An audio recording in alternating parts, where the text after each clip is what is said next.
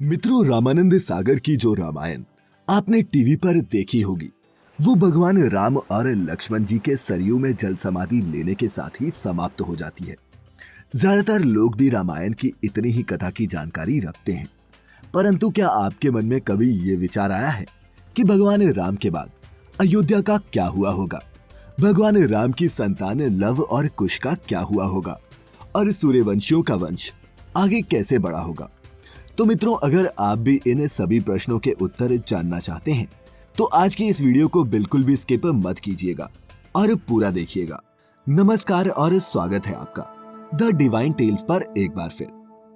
मित्रों, रावण का अंत करने के बाद जब श्री राम माता सीता को अपने साथ वापस अयोध्या ले आए, तब माता सीता को ये नहीं पता था कि उनके लिए अभी परीक्षाओं का अंत नहीं हुआ है और एक दूसरी परीक्षा अभी भी उनके मार्ग में खड़ी है। जब राम ने अपनी प्रजा के सवाल उठाने पर माता सीता को ही त्याग दिया, तब उन्हें वाल्मीकि ऋषि के आश्रम में रहने के लिए जगह मिली, जहां उन्होंने अपने बेटों लव और कुश को जन्म दिया और उनका पालन पोषण किया। लेकिन इतना सब होने के बाद भी ये कहा जा सकता है कि माता सीता के प्रति श्री राम का ये प्रेम ही था कि उन्होंने सीता को त्यागने के बाद भी किसी दूसरी रानी से शादी नहीं की। वह सीता की अनुपस्थिति में उनकी कमी को पूरा करने के लिए अपने साथ यज्ञ में सोने की गुड़िया लेकर बैठते थे। सोने की गुड़िया इसलिए क्योंकि सोने को सबसे पवित्र माना जाता है।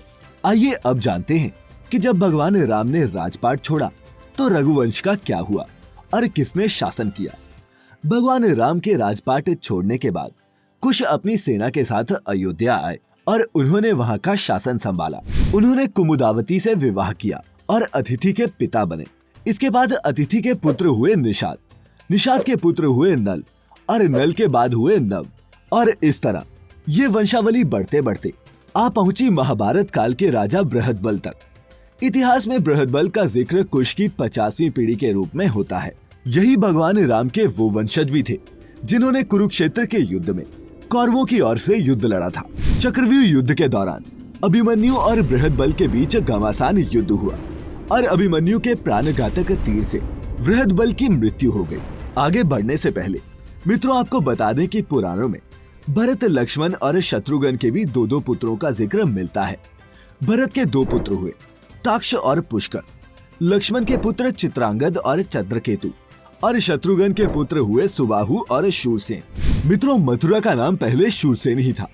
जब राम ने वानप्रस्थ लेने का निश्चय कर भरत का राज्याभिषेक करना चाहा तो भरत नहीं माने और दक्षिण कौशल प्रदेश में कुश और उत्तर कौशल में लव का अभिषेक कर दिया गया। भगवान राम के काल में भी कौशल राज्य उत्तर कौशल और दक्षिण कौशल में विभाजित था। कालिदास के रघुवंश चरित्र के अनुसार राम ने अपने पुत्र लव को शरावती का और कुश को कुशावली का राज्य दिया था।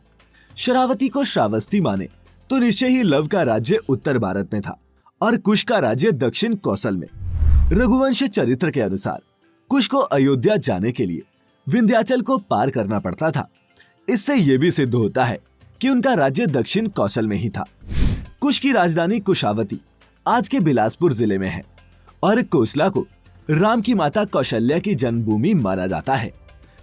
वहीं दूसरी तरफ ऐतिहासिक तथ्यों के अनुसार लव ने लवपुरी नगर की स्थापना की थी। लवपुरी को बाद में लौहपुरी कहा जाने लगा, जो वर्तमान में पाकिस्तान में स्थित शहर लाहौर ही है। यहाँ तक कि एक किले में लव का एक मंदिर भी बना हुआ है। दक्षिण पूर्व एशियाई देश लाओस, थाई नगरी लोहपुरी दोनों ही उनके नाम पर रखे गए हैं। ऐसा माना जाता है कि इसके बाद लव के वंशज गुजरात चले गए और मेवाड़ में आकर बस गए, जहां इन्होंने सिसोदिया वंश की स्थापना की। शायद यही कारण है कि मेवाड़ का राज प्रतीक भी सूर्य है। साथ ही ये भी सुनने में आता है कि लव से राघव राजपूतों का जन्म हुआ, जिसमें बड़ गुर्जर, जयास और सिकरवारों का वंश चला। दूसरी शाखा सिसोदिया राजपूत वंश की थी, जिनमें बैसला और गहलोत कोहिल वंश के राजा हुए। दूसरी ओर कुश ने कुशावती नगर की स्थापना की, जो छत्तीसगढ़ राज्य के बिलासपुर जिले में है। कुश ने अपना राज्य पूर्व की तरफ भी फैलाया और ऐसा माना जाता है कि थाईलैंड के राजा इसी राजवंश के वंशज हैं। शायद इन्हीं कुछ कारणों से थाईलैंड के राजा को आज भी राम की उपाधि देने की प्रथा यथावत है। साथ ही कुश से कुशवाहा यानी कि कछवा राजपूतों का वंश चला, इसके अलावा मौर्य सैनी शाक्य संप्रदाय की स्थापना कुश के वंश से ही हुई। जेपी मित्तल की किताब हिस्ट्री ऑफ एंशिएंट इंडिया के मुताबिक कुश की मृत्यु दुर्जय नामक एक असुर से युद्ध करते हुई थी। इसके अलावा ऐसा कहा जाता है कि लव और कुश में से कुश का ही वंश आगे बढ़ा। इसी कारण इतिहास में भी कुश के ही वंशजों का वर्णन ज्यादा मिलता है। मित्रों, पुराणों में 30 दूसरे सूर्यवंशी राजाओं का भी जिक्र मिलता है, जिसमें एक नाम राजा सिद्धार्थ यानी कि गौतम बुद्ध का भी है। सूर्यवंश के अंतिम राजा के रूप में राजा सुमित को जाना जाता है, जिनको नंद वंश के संस्थापक पद्मनंद ने हराकर अयोध्या को कब्जे में ले लिया था। और ये समय ईसा पूर्व से 450 से 360 के आसपास का रहा होगा। 2019 में भारत की सर्वोच्च अदालत ने ये भी पूछा था कि क्या राम के आज भी कोई वंशज अस्तित्व में है। तब जयपुर के राज परिवारों में से दिया कुमारी ने एक पत्रावली के जरिए कुछ सबूत पेश किए, जिस पर अयोध्या के सभी राजाओं का नाम क्रमानुसार लिखा हुआ था। इसमें भगवान राम के वंशज के रूप में 289वें नंबर पर वंशज आमेर जयपुर के सवाई जयसिंह का ही नाम था और इसी क्रम में 307वें वंशज के रूप में दिया कुमारी के पिता महाराजा भवानी सिंह का नाम मिलता है। तो मित्रों, उम्मीद करते हैं आपको हमारी आज की ये वीडियो पसंद आई होगी। अगर आई हो तो नीचे कमेंट करके अवश्य बताएं और ऐसी ही और भी आध्यात्मिक और धार्मिक जानकारी के लिए हमारे YouTube channel the divine tales को सब्सक्राइब कर लें और Facebook पर देखने वाले लाइक करें हमारे Facebook पेज को। फिलहाल आज के लिए बस इतना ही। अब इजाजत दें। आपका बहुत बहुत शुक्रिया।